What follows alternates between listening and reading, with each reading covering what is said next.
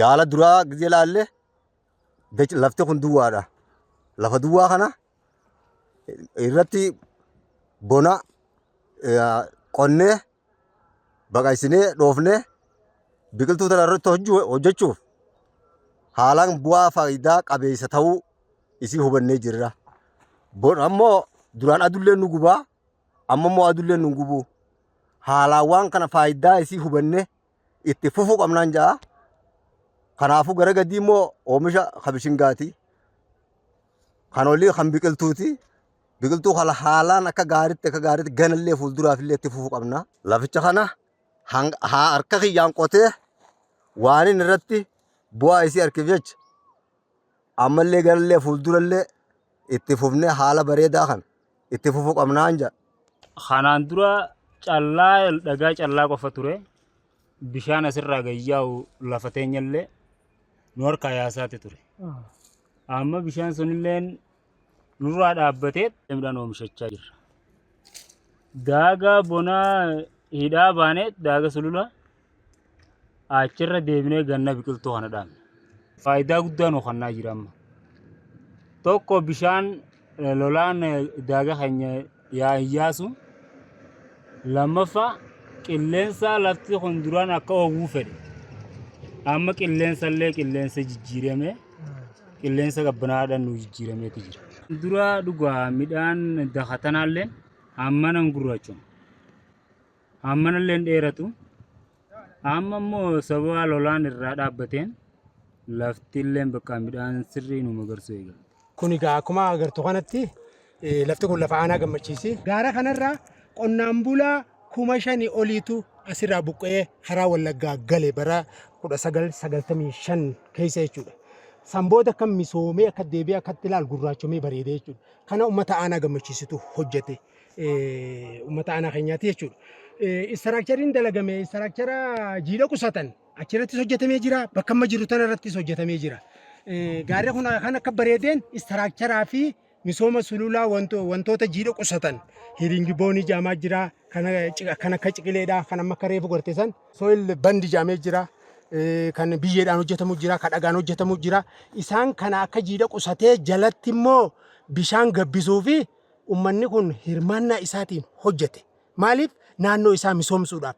Naannoo yoo misoome qilleensa bareedaa argata. Bishaan ni gabbataa fi jallisiin isaa ni dabalaa fi waan barbaade hunda argataa citaa adda addaa irra dhaabbatee horii isaa gabbisaa jechuudha.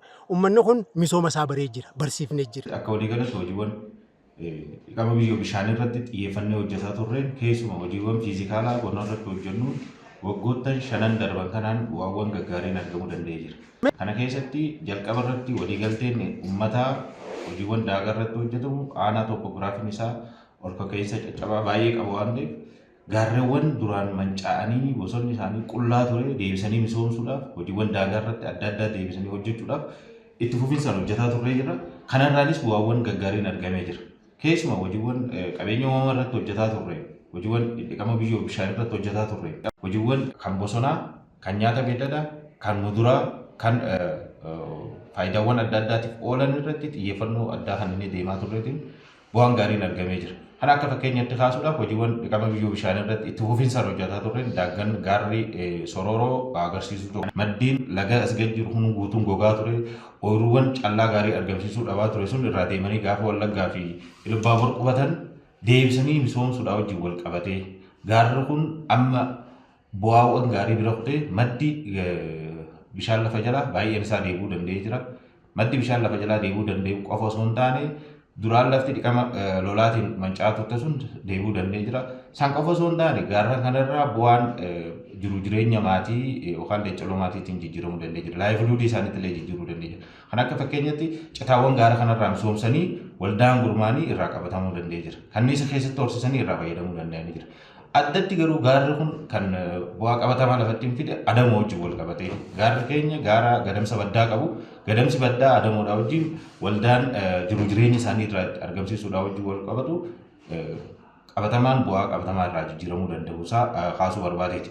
Inni kaan keessumaa ashaaraa magariisaatti wajjin wal qabatee baroota 5 dabran kana keessatti kan hojjenne hojiiwwan ashaaraa magariisaa biqiloonni barootan kana dhaabne keessumaa furuutii wajjin wal qabatu nyaata namaatii wajjin wal qabatu baay'inaan irraa argamuu danda'ee jira. Kanarraa kaasee qonnaan bulaan keenya jiruu jireenya isaanii fooyyeffachuu qofa osoo hin taane gabaadhaaf dhiyeessuudhaafis irraa fayyadamuu danda'ee jira. Kana akka fakkeenyatti kaasuudhaaf gishtaa kaasuu dandeenya, avukaadoo kaasuu dandeenya. Akka aadaa keenyatti baay'inaan kan oomishamaa ture hojiiwwan nyaata namaatiif oolan irratti xiyyeeffannoo kennee madda galii jiruu jireenya qonnaan bulaa ta'uusaa kaasuu barbaadee inni kaan waldaaleen asirratti gurmaa'anii ashaaraa magariisaa kanarratti kunuunsa nyaata horii fi gabbisa irratti gurmaa'anii jiruu jireenya isaanii guddisaa jiran akka fakkeenyatti gaara lukkuu kaasuu dandeenya.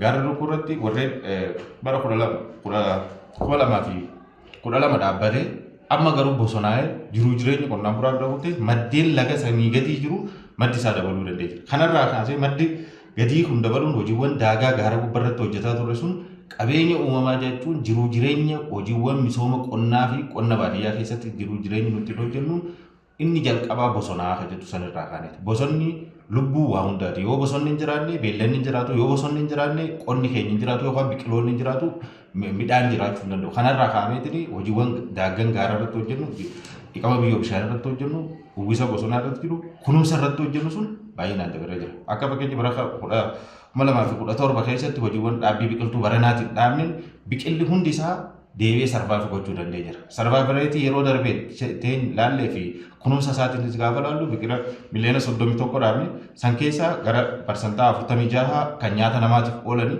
isii sun guutuu kunuunsuu danda'ee jira. Kanas iddoowwan barana dhaabnes sarvaayivareetii isaa parsantaa 91 ture.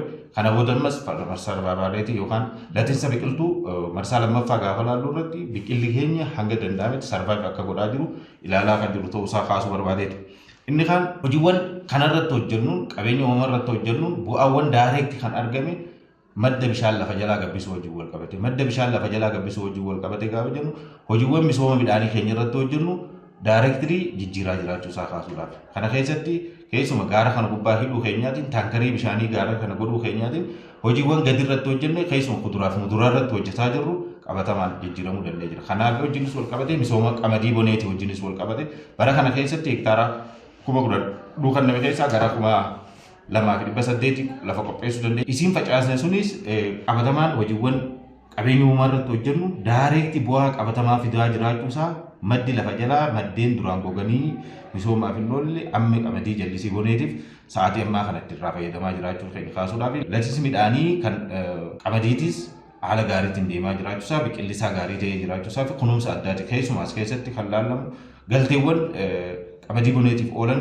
xaa'oo fi shanyiis dabalatee qixa sirriitiin dhiyeessaa jirra. Keessuma kaan laftoonni keenya baay'ee isaa tiraakteriin qotamee tiraakteroota naannoo kana qotanis galtee isaa qopheessinee fi isii wajjinis wal qabatu bu'aawwan gaariin fi kana keessatti immoo fayyadamummaa uummataatii wajjin wal qabatu baroottan dabran keessatti qonnaan bulaan keenya bu'aa gaarii waan argamaa tureef dursinee jiidhinsi gaafa jiru maskaram takka irraa kaasne nuti akkaatuma kalaandara qamadii boneetii ittiin qotamuun maskaram takka irraa kaasnee qotaa turre fulbanni tokko facaasaa keenya kan eegalle amma olmoos gara xumuraa irratti deemaa jirra.